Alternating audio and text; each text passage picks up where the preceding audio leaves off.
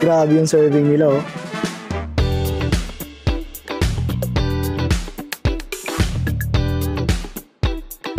Isang araw napadaan kami dito sa SM Calamba. Sa dami ng food choices, may isang maliit na stall na agad nag-catch ang attention ko. Ang Zarap. Yung name pa lang parang familiar na. Kaya sabi ko, bakit hindi ko subukan? At eto na nga, pagkakagat ko pa lang, ibang experience na agad. To be honest, hindi ito yung usual na shawarma na nakasanayan natin.